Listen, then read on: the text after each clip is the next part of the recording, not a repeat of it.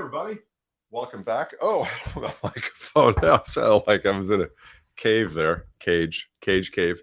Hey, everybody, welcome back. Caskey Live every day, 8 a.m. Month of March. We'll see what happens beyond that. But the reason we're doing this, as I said before very quickly, is I want to help you finish the quarter strong.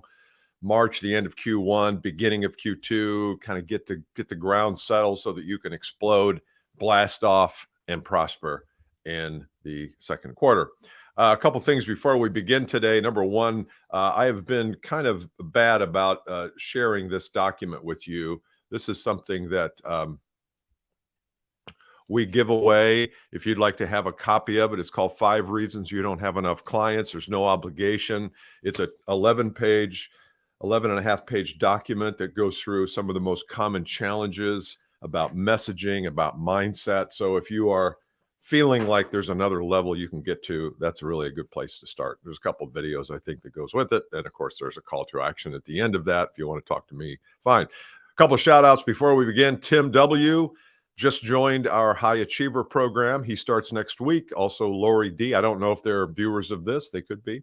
She starts next week in the High Achiever program. So we're glad they are joining us if they are. Happy St. Patrick's Day. I don't have anything green on. That's what people always say, isn't it? Why is that? Seems like St. Patrick's Day is more than just a day you wear green. But I remember for me, it used to be more. I used to have to take St. Patrick's Day off to party all day. And then I have to take the next day or maybe 2 days off to recover. But I don't have to do that anymore. My lifestyle has changed. And you all know what I mean by that.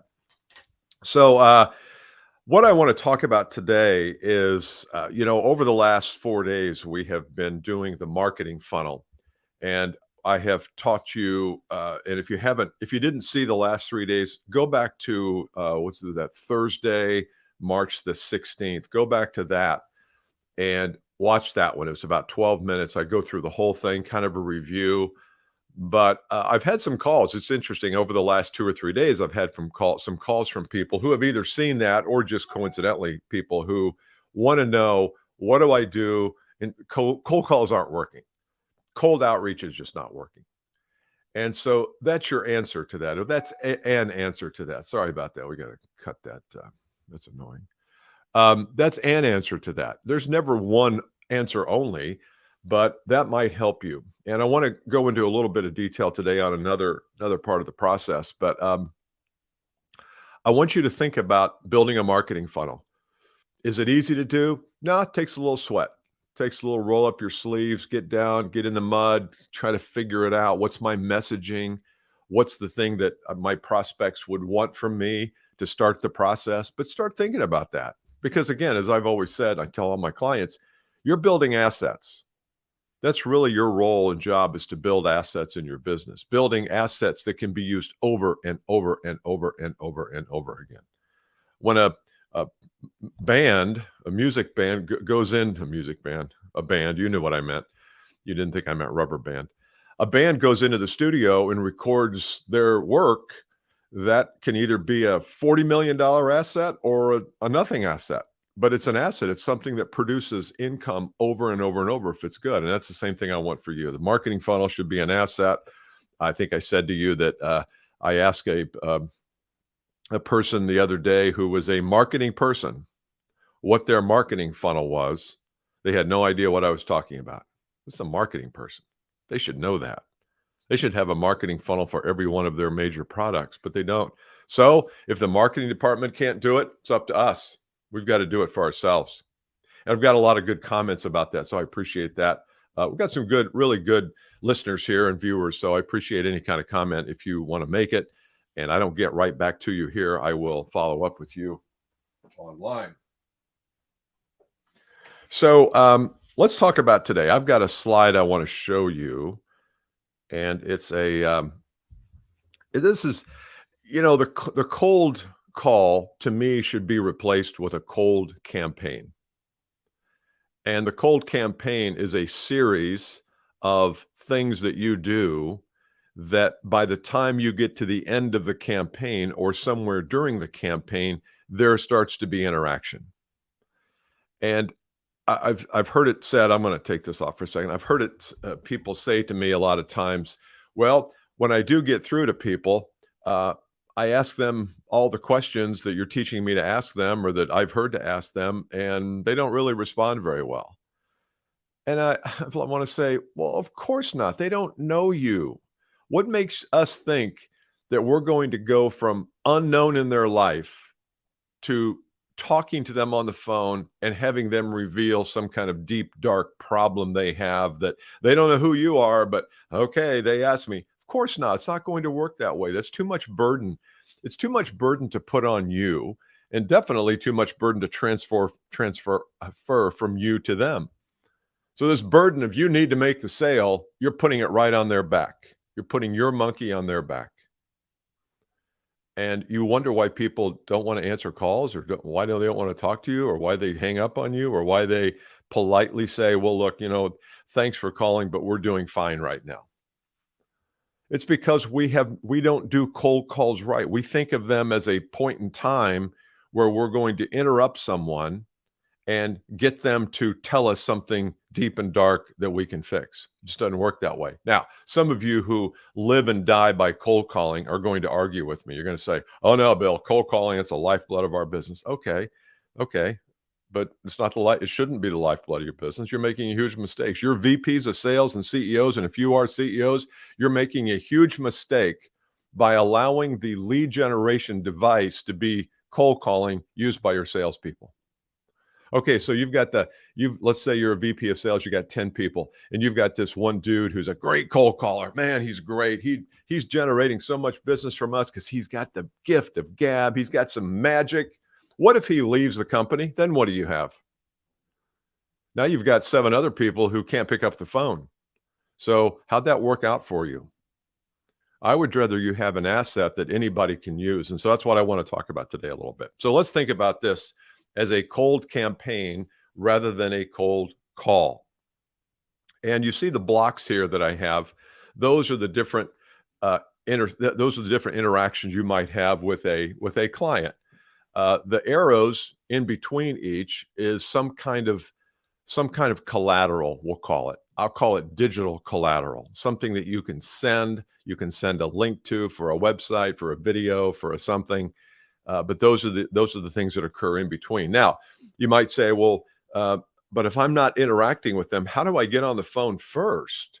Then I would take out that top row of blocks and just use the bottom row of arrows and focus on the things that I'm going to share with you here down in the lower left-hand corner. So here's the way this should work. And of course, I'm just giving you some ideas here. In your business, these 6 or 7 things down in the lower left might be totally different. But I want you to think about if a person, if you have their email address, the first email typically is in the old world, in the cold call, cold outreach world. Hey, Bill Caskey here, Caskey Training. I saw that you head up a team of you're a VP of sales and head up a team of 12 people. Wondering if you had any problems with those people or whatever you would say in the email. I would love to jump on a call with you sometime. Here's my calendar. Now, what kind of response do you get from that? Not much. Unless that VP of sales is struggling in the moment, or he or she is looking for training. They're looking for something from their team, for their team. Then you might get a response. But that's a 1 in 20 chance. Because at any given time, only 5 to 7% of the business population is looking for you, looking for something like you sell. And that's from Chet Holmes did some research, and he said that's 5-ish% of the time. So it's the needle in the haystack. You might hit somebody exactly the right time, but you don't know. So instead of doing that, what if you recorded a video of you speaking to the camera saying, hey, I just wanted to introduce myself. I'm Bill Caskey. I've been in the training and coaching business for over 30 years. And one of the things that we work with our clients on is how do you take really good sales teams and make them really great sales teams? And sometimes that's easy. It's just a few tweaks. Sometimes it takes a little bit more time, but that's the kind of work I do. I love what I do because I was one of those salespeople who was good, but not great.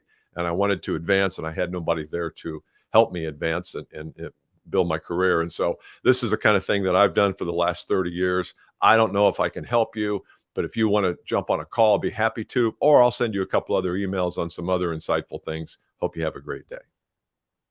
Okay, now that video, you can go back and transcribe that if you want. I would use that exact video, obviously, in your business. But if a person gets that and there's a thumbnail of you on the video or in the email, they're going to be more likely to trip it, to click on it. So now you're saying in the email, hey, I shot this video. I don't know whether we can be of any value, but I thought you might like to, I'd like to get to know you at some point. Here's a little bit about me. Now you might say, well, that's a lot about me. I want to get to their pain. Yeah, you'll get to their pain. Just chill, brother. Just chill. You're going to get there. You're just not going to get there on the first call. It's not going to happen. It's just not. I've got people who call me CEOs. I've got a call from a CEO about a month ago, and he was a podcast listener, and he had all of his people listen to the podcast. And he called me one day and said, hey, I've been listening to you for a year. Our team has been listening to you for almost a year. I need some help. We need some help taking these concepts and deploying them in the field so that we can grow our business.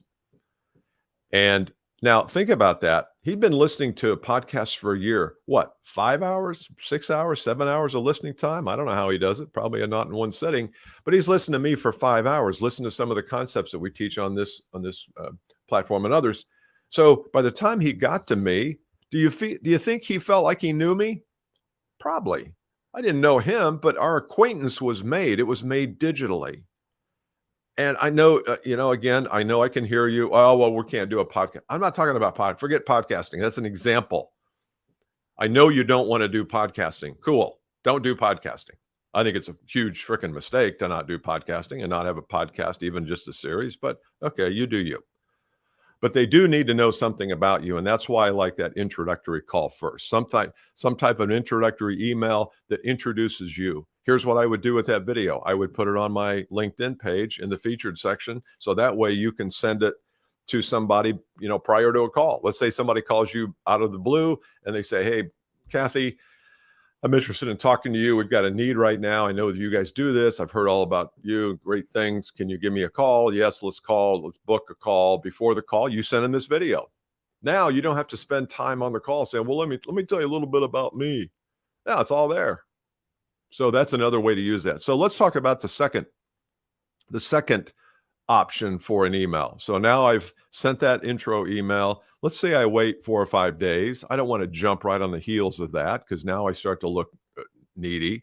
But let's say I have an office tour. I had a person yesterday who I think watches some of these. He says that whenever someone takes an office tour or flies in or comes in and looks at their office or distribution center, it really is an impressive building.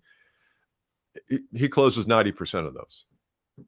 Well, people are reluctant to travel. It's a little bit of a hassle. Taking a day, it's tough. So take the office to them. Take the plant tour to them. And I said to this gentleman, I said, take your phone or have somebody record you, good audio, and just do an office tour. Walk through it. Do it in 30 minutes. Then you take it in the edit room and you slice it and dice it. And then the next email becomes that. So in the next email, you say something like, a lot of times people like to visit our office to see what kinds of new products we're inventing. I know that's a little bit out of the question here today, but I thought I would bring the office tour to you, or I bring the tour to you. I shot a little 3-minute video. I thought you'd get a kick out of some of the things that we're doing and maybe even learn a couple of things because I share some insights on some of the trends we're seeing in the business. Hope you enjoy. Thumbnail takes them to the plant tour. So that's number 2. Now, again, if you don't have a plant tour, it's probably, if you have an office, you're probably not going to take them around the office. Well, this is HR and this is sales and this is marketing. You've seen those before. Those are awful. But you might talk to a couple people. You might talk to the CEO. Maybe you interview your CEO if you're not your CEO. And talk to some people who are smart, who have technical expertise. So this could be a lot of things. It doesn't have to be plant tour. Number 3, the biggest challenges that you solve, the biggest problems you solve. You can call them challenges, you can call them problems, I don't care. But this video should be about those things. And the video should start by saying, Hi, I wanted to share with you today some of the biggest problems that we find people have, and these are things that are common across the industry. And I wanted to share not only the problem, because you probably know the problem, but also how we go about fixing it. So here we go. Boom, fades to you. And then in the email that you send with the thumbnail on how to solve these three problems, you send an email that says, hey, I sent you the plant tour. I hope you enjoyed it. Here's something that we just did recently where we get a lot of times a question of what kinds of problems do you solve? And we shot a video that will help you do that, help you understand those things. And then you take them to that video. Now, at some point you're saying, geez, that's a lot of work. Well, it's a lot of work unless you have 10,000 customers throughout the country and you're creating these things once. Remember, we're not creating one of these for every different prospect. We're not doing that. We're creating these things so that we can use them over and over and over. Okay, interesting, boring. I hope that's helped you. You can go back and grab a screenshot. I'm trying to keep the time down to 15 minutes, and I hope you enjoyed this. But you've got to think about your business a little bit differently today. And I know it's hard because I get emails from you, from some of the people who watch and say, Shad, I don't know where to begin. That's okay.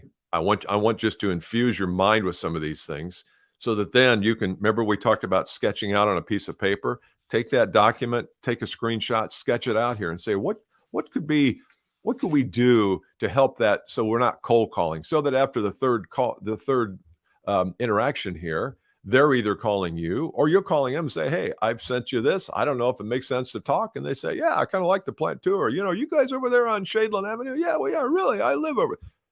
Boom, you're off. Okay. So once again, where's my little, oh, here it is. 5 Reasons Clients. You can go to 5reasonsclients.com and grab a download of this. And then we will see you next Monday. It's the last, is it the last week of, I think we've got a few more days, 21st, about 8 or 9 more days of this. And then we'll decide what we want to do. I would love your comments, and video is extremely powerful sales tool right now, just from the standpoint of your competition probably is not doing it. He's exactly right. He or she is exactly right. It's a better tool. Nobody's using, everybody's talking about video. Everybody's talking about video. Nobody's using it. I don't, when clients come to me, prospects come to me, none of them are using it, but they all say, oh, I got to use video more. So I've given you some examples. Good job. Hey, Paul, thank you. All right. See you on Monday. Happy St. Patrick's Day. This would be a dangerous day for me when I was in my 20s. A Friday, St. Patrick's Day. Woo, a lot of parties.